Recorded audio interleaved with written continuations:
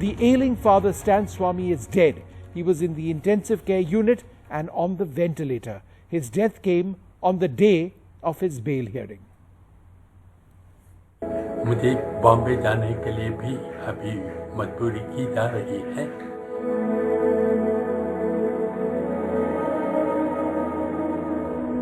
This is something that is unacceptable. Accountability must be fixed and punishment must follow.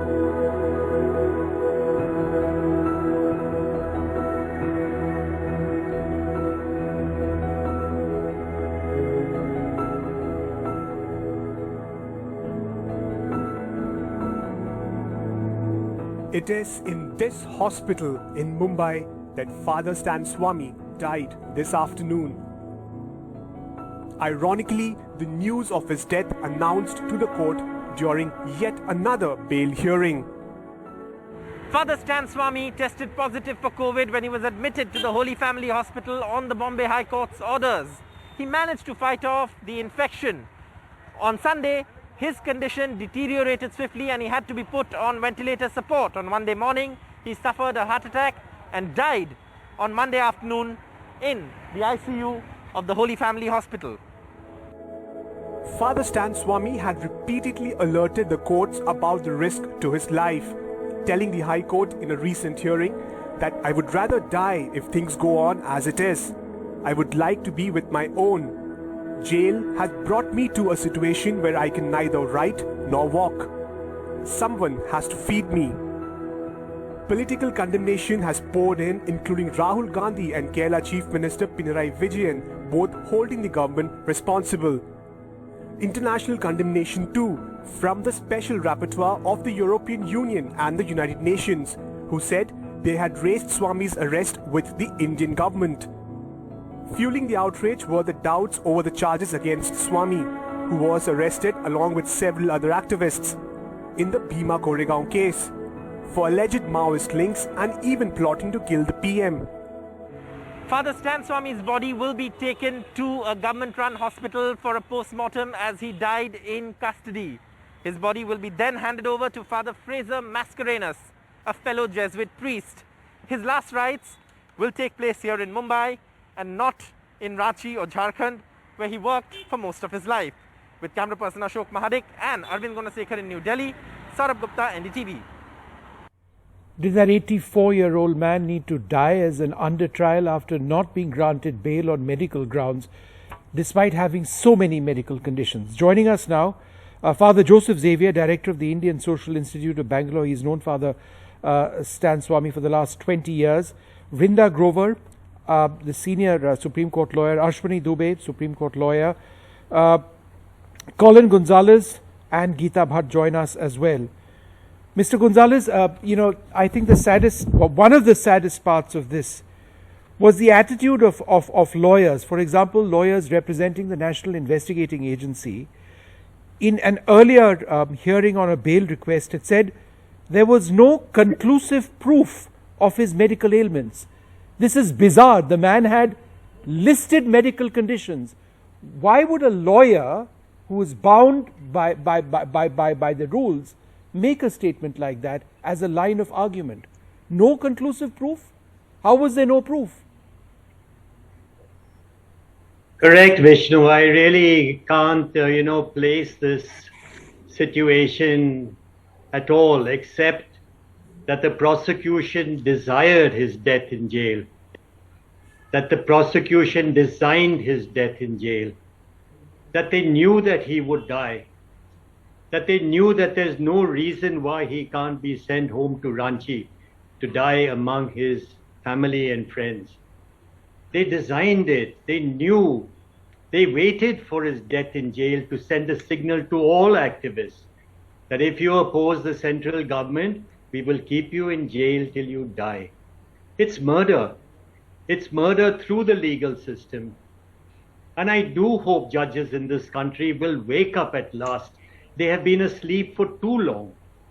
Judges everywhere in the high courts and the Supreme Court, wake up, please, and release human rights activists who are in jail, who are sick, who are old. Release them. The time has come to change.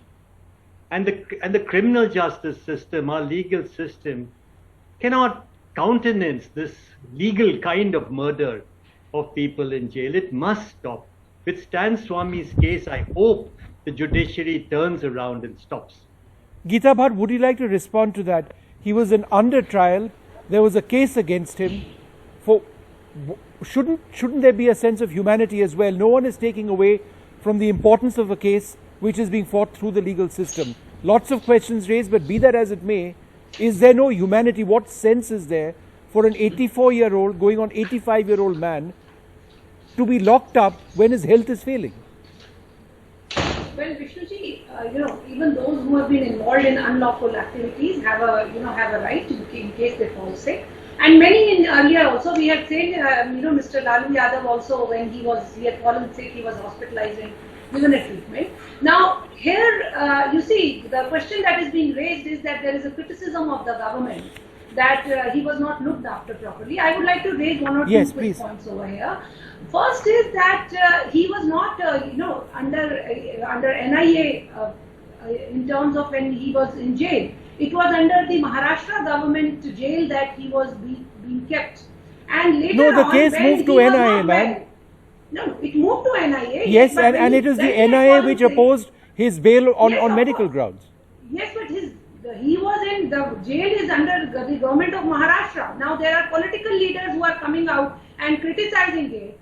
So are they trying to tell that the Maharashtra government did not look after him in the jail? And also in terms of when he was not well and he had to be hospitalized, it was Mr. Stan Swami who himself took a decision that which hospital he has to go. No, actually, ma'am, Mr.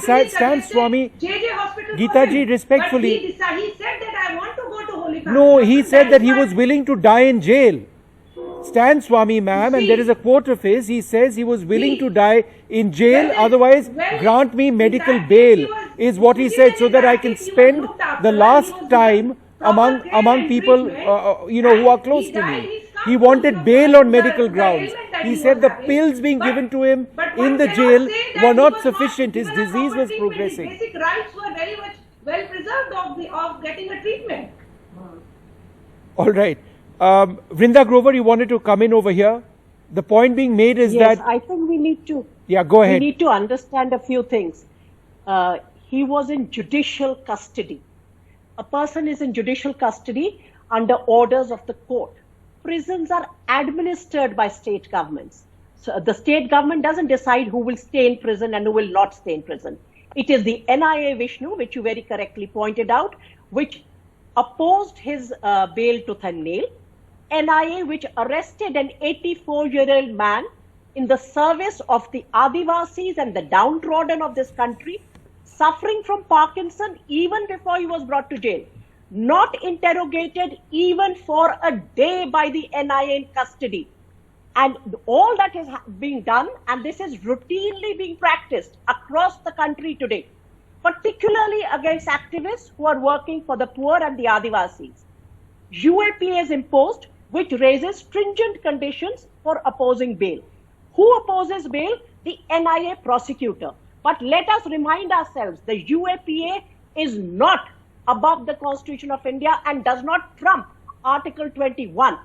And therefore, if a prosecutor is going to oppose interim bail on health grounds, it is an Article 21, right to life, right to health issue.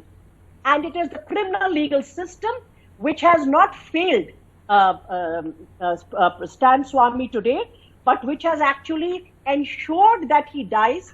The arrest and the false implication in a case where there is substantive forensic reports coming out that the evidence is planted through malware, the arrest of an under trial and incarcerated in jail is today a death sentence.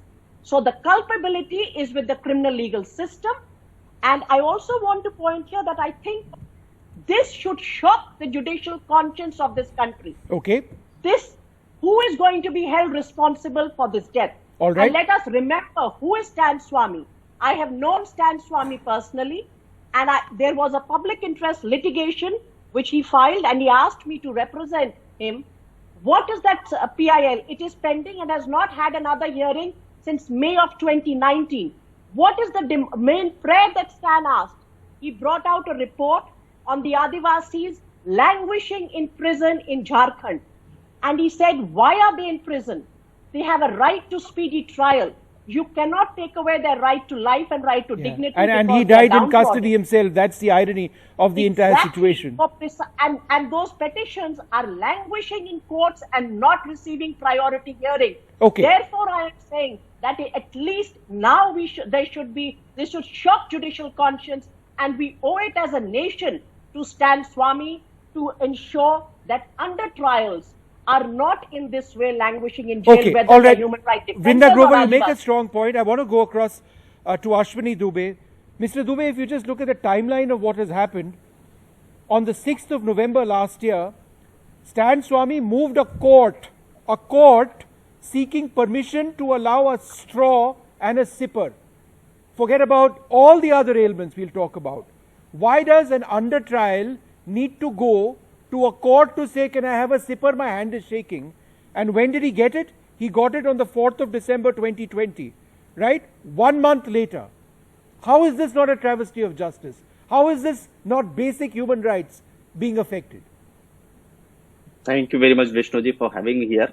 With all solidarity to the family of Mr. Swamy, there are three things which I would like to submit. One, so far as not providing the sipper, the two independent witnesses, the NIA on his request visited there in the presence of two witnesses, and there was no sipper found. One. Second, coming to the another aspect. Sorry, there was no the sipper which NIA was is found. special. No, there was no such straw sipper was found as claimed by him. No, Now, he said he one, needed a straw sipper, he needed, and a sipper. He wanted a straw and a sipper, Mr. Dubey. But he said that it was not being provided because he is suffering for certain elements, and it was found that he was not using it earlier. Two independent witnesses. Now coming to the other. Then why did he ultimately get the straw and the sipper? I'll come. I'll just give me. The court 30 gave it seconds to him. Complete it. Just give me 30 seconds. The courts in this country work independently. NIA court has rejected his bail application, stating that he has the conspiracy along with other accused persons for committing chaos. And the second, the allegations against him that he was involved in the Bhima Koregaon violence, as per which certain peoples, they were involved in creating serious conspiracy, as well as he was member of a hardcore Maoist organization and had received funds from other Maoists for furthering the activities of the banned outfit. Now here two allegations are being leveled. One allegation, either the judiciary is not independent, but what I feel, we have very eminent lawyers on the panel here. The judiciary is very much independent because we have seen very eminent lawyer, my respected senior, Mr. Colin is here. Judiciary works independently in this matter. Sir, there are thousands of people. And now, allow me to complete. If these allegations were there against him, and of course they were, why is it that he was not called into custodial interrogation? Correct me if I'm wrong. The NIA never called him into custodial interrogation.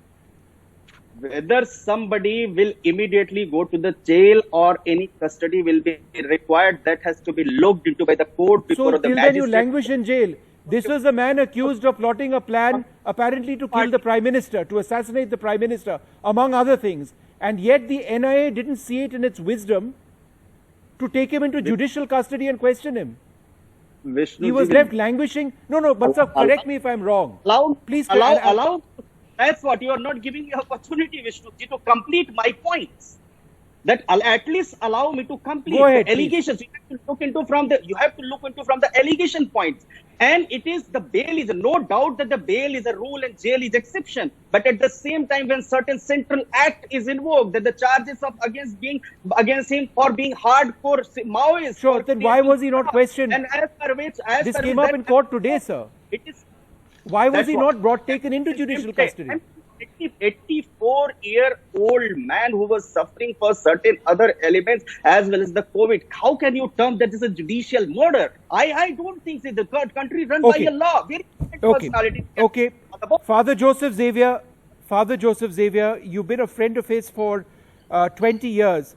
It was very sad what happened in court today when there was this back and forth on where his mortal remains, his body, will be handed over.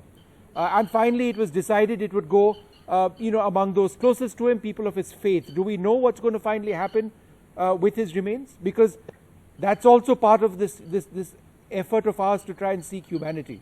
There's humanity that we need to understand here as well. Thank you, Vishnu. So, let me say a few things. I came today to Mumbai with a sincere hope that I will see him alive for a few minutes. My hopes were shattered because I knew the last 3 days his health condition was deteriorating very seriously. For all that he has done, he never complained about himself. He didn't want anything for himself. All that he wanted was justice for the Adivasis, for their land, water, forest rights. That was his only voice. All throughout, I met him before he was taken to imprisonment on October 8th last year. He called me, can you come? It seems I'm foreseeing there could be imminent arrest. I was with him. 8 months I could not see him, I could only hear him. And the last conversation was on 27th of this month, last month, he said, I'm reaching my second childhood. All my organs have deteriorated, particularly after coming to prisons. They have really collapsed. I don't think I will see a future. You have been taking care of me. Talk to the Jesuit provincials responsible. Do what is needed. For me, I am not ready to enter into any blame game right now. I think that's a separate discussion. Today, all that we want to say is, we as Jesuits, it is our mandate to really struggle for the justice of the poor and the ordinary. And I know it, I can say all, you can say there are evidences and all that. In the last 9 months, not even once he was questioned. He was interrogated and he fully cooperated with the NIA whenever they reached. He invited them, please interrogate. He was taken to prison saying, no, you have to meet a higher official. He was never allowed to meet, nobody met him. He was put behind the bars. In the jail also, they provided some relief, some small milk, some chair and all that. I was particularly thanked today was not the hearing date. Knowing the condition, the judges took up suo motu and they heard it. I'm really grateful to them. I really thought with that, I will be able to see, some of us will be able to see, but we could not. Now, the bail, if it would have been, some of us could have seen him bid decent farewell. A man who fought for the dignity, the identity, the rights of the Adivasis, he has to die at the age of 84, for which he has not committed any crime. He has not been a violent man. Our mission of justice and faith and reconciliation, this has been our claim. We want to reach justice to the most marginalized. And we are not for conflict, violence. Okay. We are for reconciliation and peace. Okay, I just wanted to go back to Geeta ji. Geeta ji, earlier on, he had said in one of the hearings on his bail plea, without bail, I will die soon. He told this to the High Court. My health has consistently declined at Taloja prison. Inadequate health facilities at Taloja jail. Neglect by prison officials. No medical treatment, tests, hygiene, social distancing. There was an entire case history of neglect that he has alleged through his lawyers in this particular jail. Should we not now look at that and say that he was right all along? His health did deteriorate over there? Maharashtra government in their jail department, they can definitely be asked about if these are the charges he had made. But the fact remains that, when it went to the NIA court, the judge had made these statements that there is a lot of material which very categorically on record which shows that he is a member of the banned CPI Maoist group. And also when his bail came as an issue, there also citing many of the Supreme Court precedents, it was said that in the interest of the community at times, the personal liberty and rights of a person, they can be outweighed. This was what was the statement. So that means that there were very serious charges against him and saying that that he's part of conspiracy to create unrest in the country. Okay. And these are the reasons. So it is important to also weigh that while his right to get hospitalized, to get a right treatment was very much, he was very much entitled to it, and which he got, and he himself chose that which hospital he wanted to go. He decided not to go to JJ Hospital, which was recommended by the. He said he was willing to die in jail, ma'am. We had this conversation. So he decided where he would like to take the treatment also. Okay, So, Mr. Gonzalez, you I'm see- running short on time. I just want to come across to you for a brief point.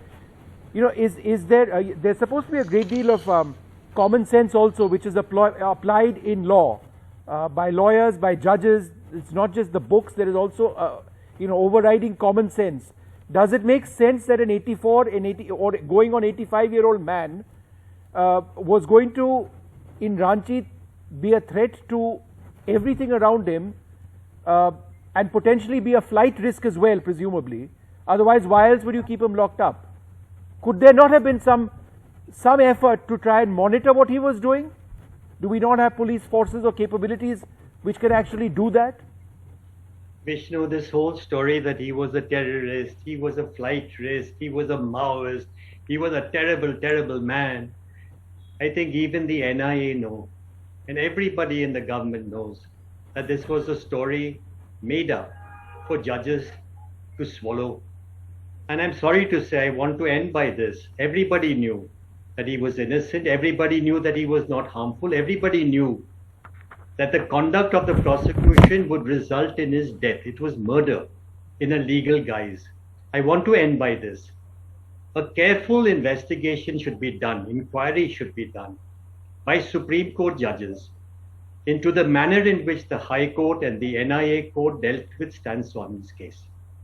A very careful investigation should be done so that such kind of extreme injustices caused by the legal system never happen again.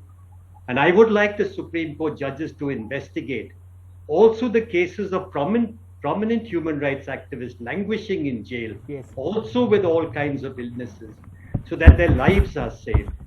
The Supreme Court must do it for its own credibility of its own judiciary. It must investigate and hold the judges, the prosecutors, the NIA officials, hold them guilty for the death, for the culpable homicide of a wonderful, wonderful man. And it's not just you know, I mean, he's dead. He's no longer he's passed away today. He was in bad health on ventilator support at the end. Advanced Parkinson's. He'd had a double hernia operation. He had severe spondylitis. He'd actually gotten okay from COVID. He had COVID as well. His hands used to shake. That was his condition. Sudha Bhardwaj, also in this case, has been unwell. She's hypertensive as well. And I'm told Surendra Gadling, his health condition also deteriorated. I don't know about the specifics over there. But the condition of our under trials, I think, is a larger issue, which certainly this case reminds us of the importance of looking at constantly. I'd like to thank you all very much for being with us.